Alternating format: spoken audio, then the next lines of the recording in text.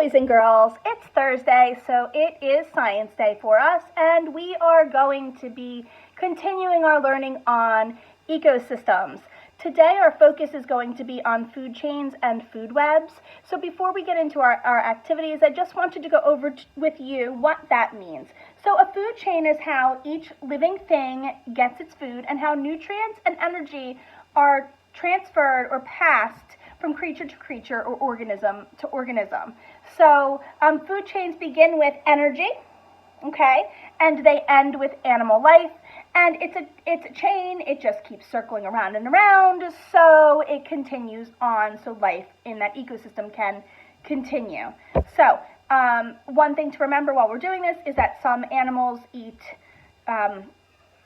plants, some animals eat other animals, and some animals eat plants and other animals. So just keep that in mind because it's going to come into some of the vocabulary terms that we're going to be talking about. So let's take a look at our food chain. So in our food chain, the sun starts it all. Now the sun starts it all because it produces energy for all living things. And every living thing needs energy in order to live. Okay? From the sun, we get plants because plants are producers.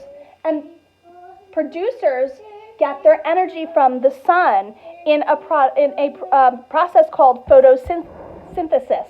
And from that process, it feeds the plants.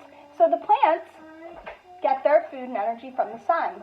Okay? Then the plants become food for the next step, which are the primary consumers. Primary consumers are things like bunnies, okay? So bunnies are what we call herbivores. Herbivores are animals that eat plants.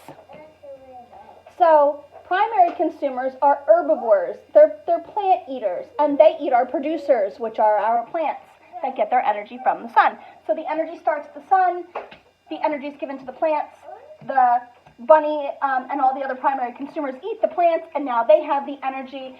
And then in comes our secondary consumers, which are mostly carnivores and can be omnivores.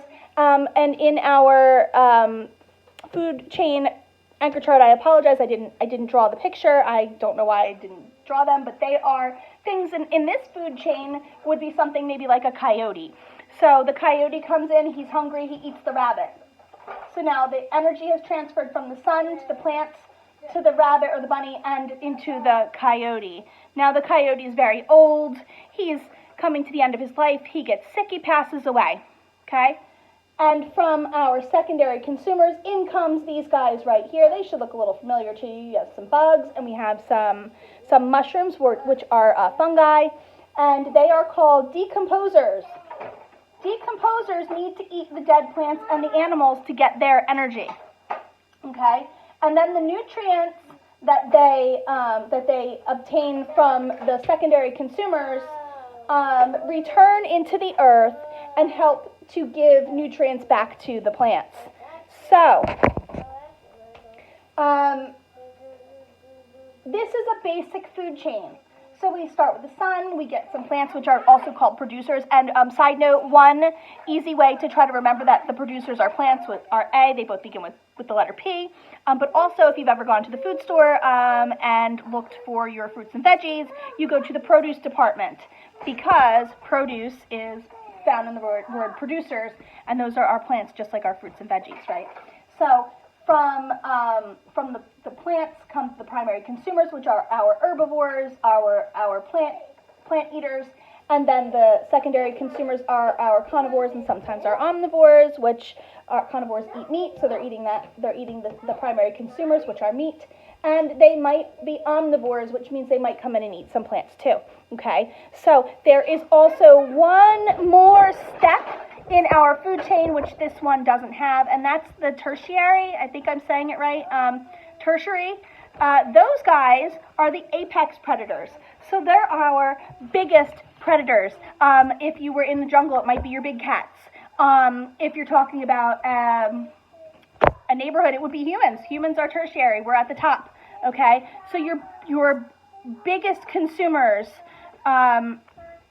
are going to be your tertiary consumers, and they are going to be the ones that might eat it all. So they might go through and eat all of it, and that's why they are at the top. Bald eagle, tertiary, they will be the ones that are eating everything underneath them. So they eat the secondary consumers, they eat the primary consumers, and they eat the plants, and they might even eat the decomposers, depending on what it is.